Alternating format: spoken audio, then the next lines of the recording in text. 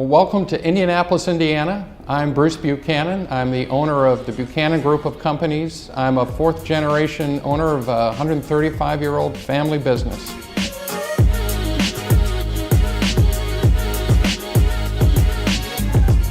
I'm sitting in the Community Life Center, which is in land that in the 1820s the Buchanans started as their family farm. And after 3 generations, the farm was sold and it became a cemetery, ironically, by another group, which we bought back the year I was born in 1955. So this campus has grown to be over 100 acres. We've got land for multiple generations to come. It's a neat place.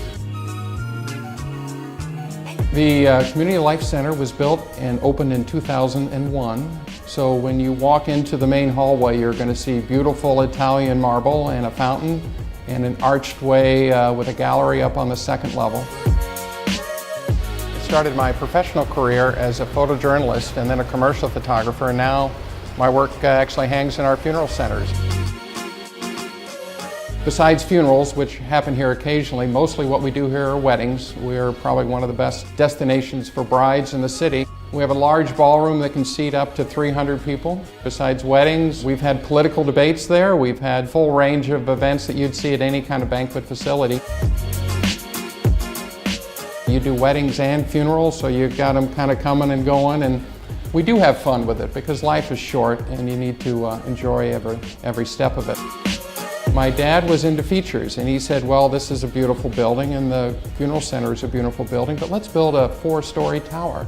So you'll see a wonderful winding staircase up to the top with a Schombeck chandelier with over 10,000 crystals, which is very difficult to change the light bulbs on. There's some wonderful things on the campus here. One is one of the first tributes to the State National Guard, and you'll see a beautiful bronze sculpture that talks about the role of the Guard and honors them. We have a great ceremony here each year that honors the fallen and the living. We also have a beautiful cremation garden, I think one of the first in the state. It's a beautiful way to take a wooded area of a cemetery and really dedicate it to cremation in a great way. Soon after we purchased this cemetery in the 1950s, we worked with a construction company to build mausoleum buildings. And boy, did we build them. So you will see a cadre of buildings, and some of them are quite tall. They really utilize the space like never before. Each one of our locations has something unique about its own community. And in Speedway, the home of the race, we thought we would take a room and dedicate it to the race and what it means to the local culture there. Washington Park North is probably my favorite location because it embodies all the things we're trying to do at all of our funeral locations, which is have a very warm and meaningful entryway. We have a beautiful collection of Indiana art. We try to have different rooms with different themes. One of our favorite rooms is the Jazz Hall, and for years we actually had outdoor and indoor jazz festivals there because we want people to know about us before they need us.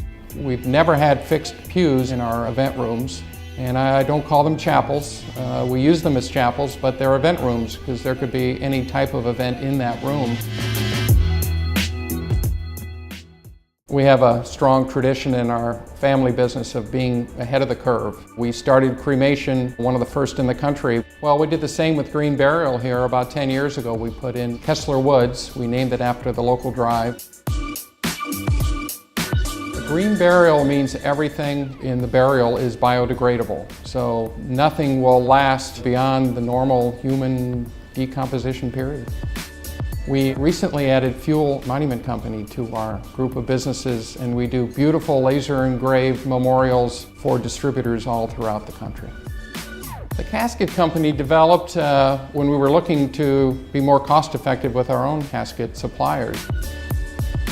One of the reasons our private label casket business has been so successful is that our clients of our distributorship know that we're funeral professionals first, and that the integrity of the product, the ability to deliver the product is key. A dramatic change for us. It put probably about 30% onto our bottom line. So we've been able to put that money back into our event business and our staff and our locations, which has been wonderful. But we didn't plan on it becoming what is now an international business. Our Indianapolis warehouse is currently 74,000 square feet.